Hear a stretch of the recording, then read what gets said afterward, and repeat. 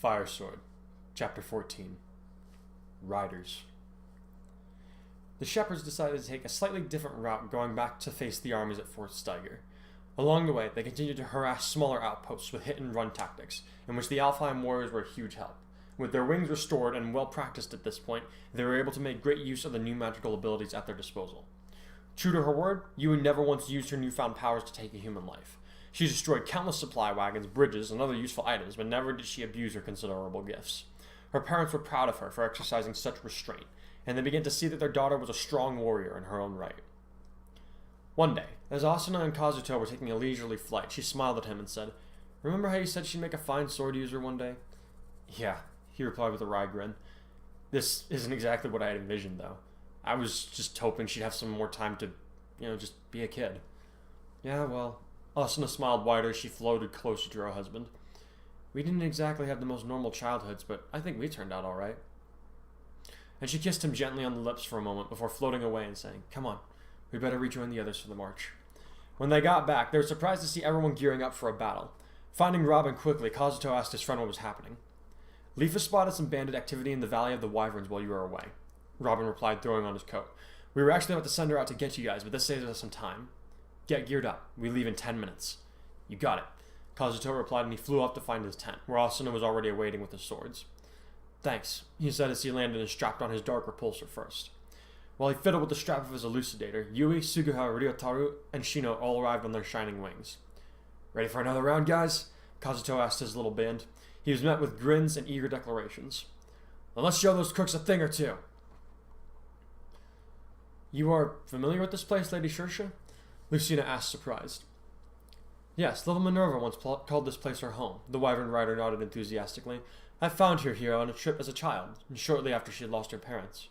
We quickly became friends, and we used to pay this place our respects once a year to remember her parents. So, in a way, I'm grateful we could come with the shepherds. We had not been this year. And I think it will do the spirits of her parents good to see their daughter defending others of her kind. Isn't that right, Minervikins?" The blue wyvern growled in agreement, and Shersha smiled happily.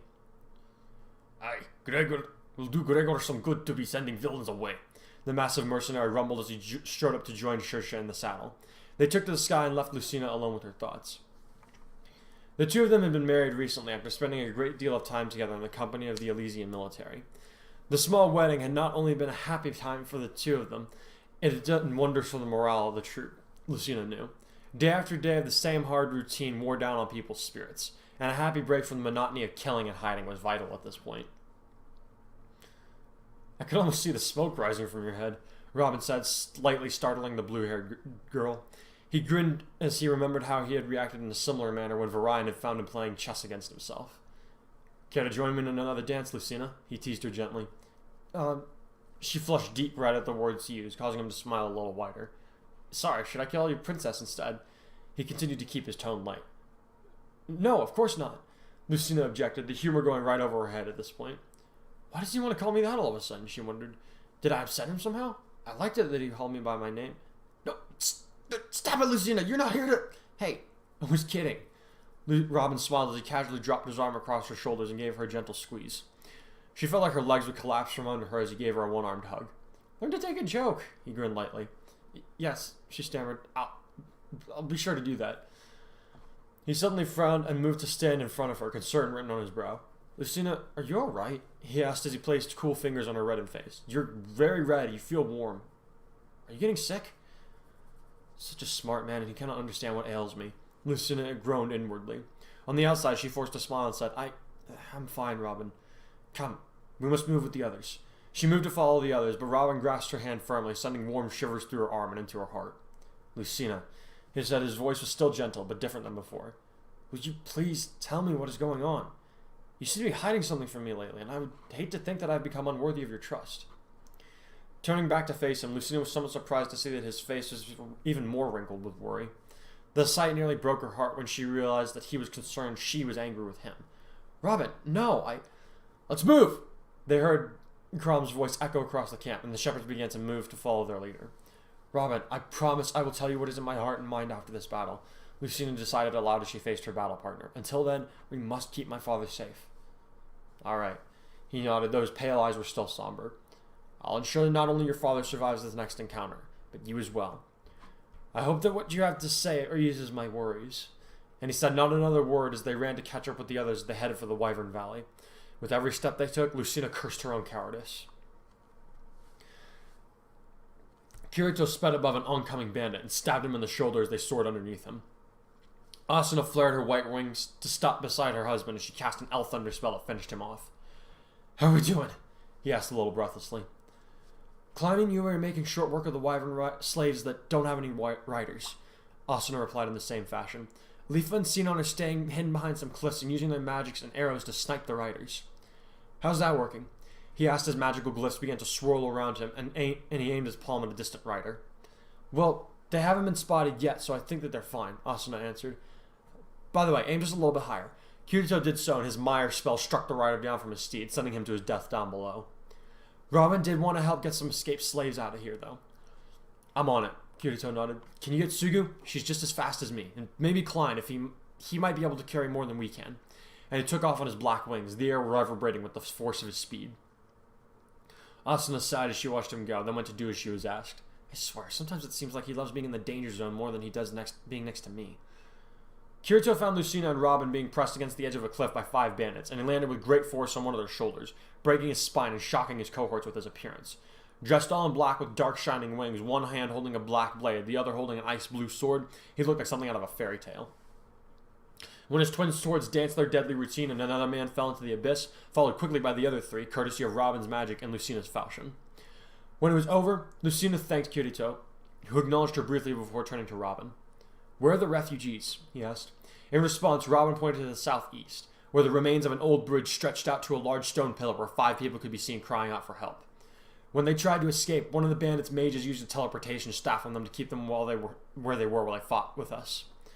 "Don't we have someone who could teleport them back?" Kirito wondered. "Lisa and Maribel are best stave users, but they're busy engaging another mage team right now," Robin responded. "I thought about asking you to teleport them, but she's still new at that kind of magic, and I don't want those people to end up being dropped into the abyss." Kirito nodded his understanding and was about to fly off when he spotted movement near the target pillar. "Hey, did we send Churche over there?" he asked Robin before he and his partner could run off. "Isn't that Minerva?" "Huh?" Robin said with a frown as he turned to see a female rider on a wyvern in the distance, heading toward the pillar with all the people. As he narrowed his eyes, he answered, "That's not Churche. That's not Minerva either." Kirito spread his wings and left a cloud of dust in his wake as he launched himself at the distant area. He aimed straight for the new rider, swords coming into position too. "Kirito!" the rider called excitedly as she waved at him from atop the wyvern. "I'm so glad you're here!" "Silica?" Kirito asked, shocked. "What the? How did you end up on that thing?" He gestured with his elucidator at the wyvern. The younger girl laughed and urged her wyvern to face Kirito in the air. "I was in your room when Mr. Gilbert started messing around with the broken machine. Next thing I knew, I wake up next to this sweetie. I decided to name her Pina after my dragon from SAO. As the black swordsman chuckled, she continued on to say, "I've been here a few weeks, and at first it was scary, but now I really like all the dragons here. But then those bandits showed up." Her face clouded over. "Well, care to lend us a hand in clearing them out?" Kirito asked. "We were going to get these people out of here," Silica replied. "I'll do you one better," Kirito nodded. "There's a camp about a mile south of here. Take these people there. Lifa should be along any minute to help you out." "Lifa made it?" Silica asked. "Yeah, but I'll explain later, or she will," Kirito said as he started to float away. "For now, stay away from the battle if you can. I'll see you later, I promise." "Okay, Kirito," Silica waved as he took off again. "It's good to see you again." He didn't turn around, but he did give her a thumbs up before redoubling his speed. When Asuna came in to team up with her daughter toward the end of the battle, Klein decided to see if he could find Cordelia. She was a talented warrior, and her abilities with the lance were unparalleled, not to mention she could maneuver her Pegasus with such skill that he never seemed to be in her way in the sky. He found her quickly enough. Flying alone in the air, she dueled another rider. Noticing that her steed was already wounded from what looked like teeth marks, he flew in above on his salamander wings to slash at the enemy's wyvern wing with his katana. Robbed of its total aerial support, the wyvern screamed as it fell, the rider cursing at Klein with great passion as he fell to his death. "Thank you," Cordelia said as she floated closer to the tired warrior. He flashed her a crooked grin and said, "Don't worry about it. I'm just glad to see you're okay, you know?" "Yes, but I still owe you something," Cordelia insisted. "Please, name a favor, and if it is within my power, I will make sure you receive your wish." "Man, you really gotta learn to relax," Klein chuckled. "Friends don't exchange favors. We're just there for whatever the other one needs, you know? If you really want to do me a favor, relax a bit." "Are we friends?" Cordelia asked, surprised. Well, yeah, Klein said as he floated a bit closer to the other redhead. I mean, that's how I saw it. If you didn't, I apologize for... No, Cordelia said with a shake of her head. It's no fault of yours. I'm simply unused to having people address me as anything more than comrade. Huh? Klein cocked his head. But I thought everyone in the Shepherds considered themselves family or something like that. True, but every family has its odd member or two, Cordelia sighed. I believe myself to be the oddity of Elise's finest. Klein burst out laughing at that, which caused Cordelia to stir angular in her saddle. What is so amusing? She demanded. You think you're the weird one? Klein laughed. Have you seen that Henry guy? Or Tharja?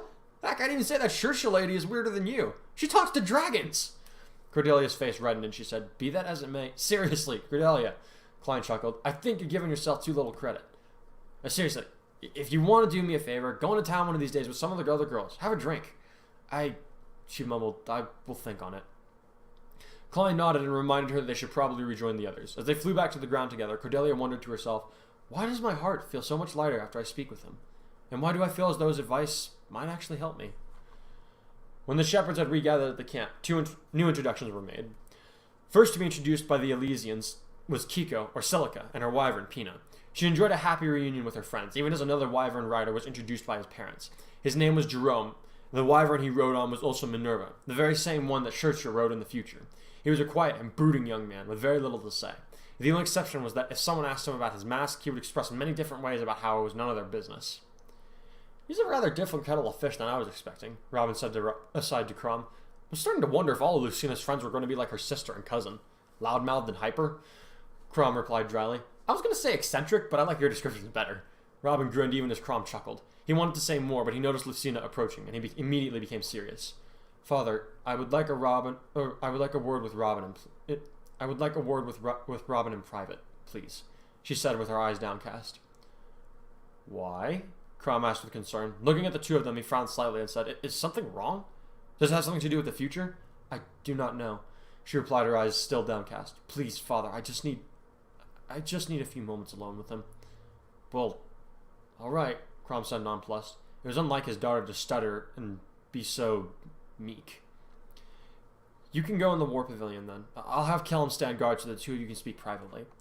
Thank you, Crom, Robin replied as he began walking toward the mentioned structure.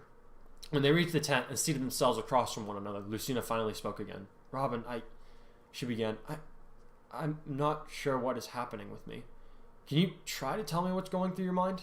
Robin asked, concerned. I've been very worried about you for some time. Ever since the military, you seem to be trying to almost avoid me, and I want to know if I did something to upset you. No, she said, it's that when I almost saw you die, I realized how attached I have become to you. And I wonder if forming bonds here in the past is truly a wise idea. One day, I have to try and return to the future from whence I came, and the more bonds I form here, the harder it will be to leave. You plan on leaving? Robin asked with surprise. Lucina, what in the world makes you think you don't belong here? Why would you think that forming attachments is a bad thing? This army is stronger because of the bonds we form, not because we excel as individuals. I don't belong here because I am already here, Lucina replied. Despite what everyone says, our very presence here alters time. Wasn't that the point? Robin countered. Yes, but not to the point where we have doubles of everyone running about. Lucina replied with a grave shake of her head. It would be unnatural. It would be strange, I admit, but that's the thing about us mortals. Robin grinned. We adapt to survive. And I, for one, would not mind adapting to having such a wonderful paradox in my life. I know Crom feels the same. Robin, please, Lucina began to cry. Stop saying these things. I want to hear them, but I cannot allow myself to. My feelings must come second to my duty, not the other way around. It is the price for being exalted blood. I don't buy that, Robin said, his voice growing slightly harder. You're human, before anything else. You deserve to be happy. If staying here would grant you that happiness, why leave? What would you have to return to? You yourself said that the world was all but destroyed when you left it, and there was nothing to return to. Why should you, of all people, condemn yourself to oblivion? I just said I do not belong. Damn it, Lucina! Robin cried as he shot to his feet and grabbed her by the shoulders. Stop saying that you don't belong here! How could you say that after you set yourself in my heart? I don't want you to go. Paradoxes and timelines be damned. I want you to stay here. She was surprised to see that he also had tears in his eyes, and they made their way to his cheeks. I care about you too much just to let you go like that, he said as he sank to his knees, exhausted. His hands did not leave her shoulders, however. Lucina, I never want you to leave us, to leave me.